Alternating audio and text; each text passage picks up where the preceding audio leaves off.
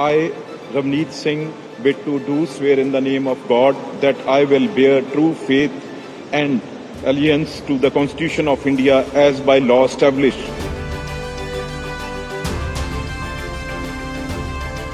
Ludhiana Lok Sabha seat से चुनाव हारने के बावजूद रवनीत सिंह बिट्टू को पीएम मोदी ने अपनी टीम में जगह दी है। उन्हें राज्य मंत्री बनाया गया है।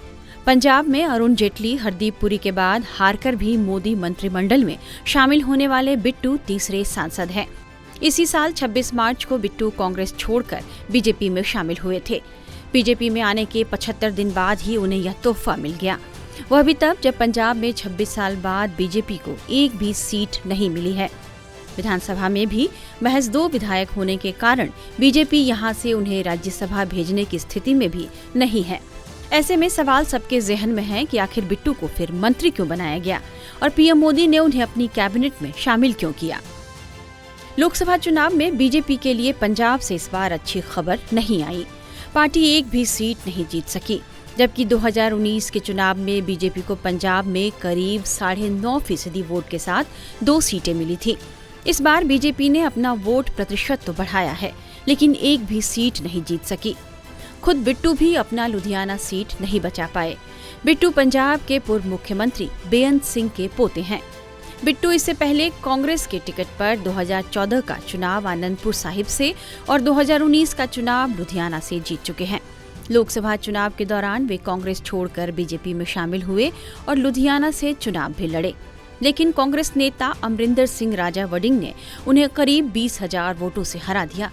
लेकिन बिट्टू चुनाव हार कर भी किस्मत के सिकंदर बन गए हैं। उन्हें मोदी मंत्रिमंडल में जगह मिली है। जिस तरह चुनाव हारने के बाद भी पीएम मोदी ने उन्हें अपनी टीम में शामिल किया है, उसे लेकर सब हैरान हैं। समझा जा रहा है कि गठबंधन की सरकार होने और तमाम दबाव के बाद भी पीएम मोदी अपनी भविष्य की रणनीति का संकेत देने में कामयाब रहे हैं। उन्होंने अपनी टीम में ऐसे नए चेहरों को शामिल किया है जो लोकसभा चुनाव तो हार गए हैं, पर भविष्य में अपने अपने राज्यों में बीजेपी का चेहरा बन सकते हैं। इनमें प्रमुख नाम रवनीत सिंह बिट्टू का है। संकेत मिल रहे हैं कि पंजाब में वे बीजेपी का बड़ा चेहरा बन सकते हैं। बिट्टू को चुनाव के बाद बड़ी जिम्मेदारी मिल सकती है। इसके संकेत लोकसभा चुनाव के प्रचार के दौरान लुधियाना की रैली में पूर्व गृह मंत्री अमित शाह ने दे दिया था और कहा था कि आप लोग रवनीत सिंह बिट्टू को वोट देकर जिताइए, मैं जल्द ही बिट्टू को बड़ा आदमी बनाऊंगा। भाइयों बहनों, आज मैं अपील करने आया हूं, ये रवनीत बिट्टू को लुधियाने से दिल्ली की संसद में भेजिए। इसको बड़ा आदमी बनाने का काम मैं करूंगा। मंत्री पद का शपथ लेने और राज्य में बीजेपी का बड़ा चेहरा बनने के बारे में बिट्टू क्या बता रहे हैं, ये सुनिए। काम कोई हो, आप एक मिनिस्ट्री में पहुंच जाएं, आप एक मंत्री बन जाएं, और उससे बड़ी बात क्या हो सकती है।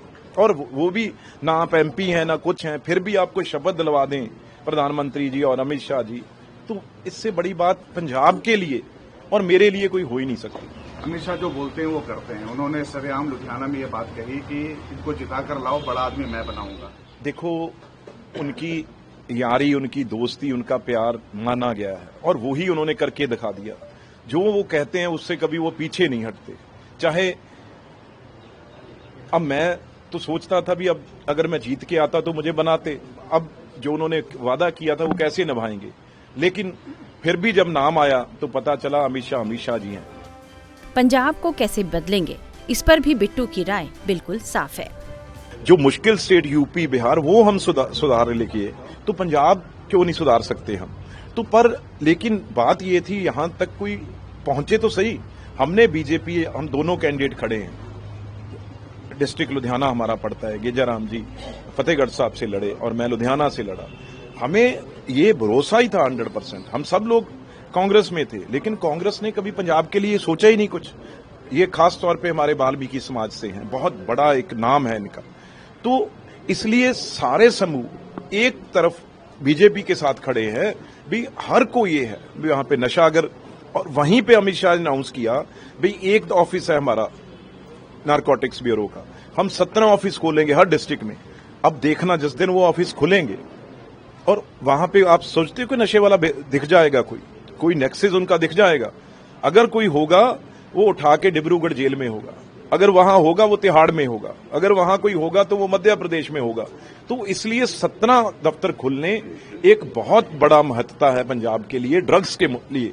और दूसरे काम जो करने हैं, फंड लेके जाना है, वो मेरा काम है। इंडस्ट्री के बहुत बड़े इशू हैं, हमारे फाइनेंस मिनिस्टर वहां पे गए, उन्होंने खुद सबसे वादा किया।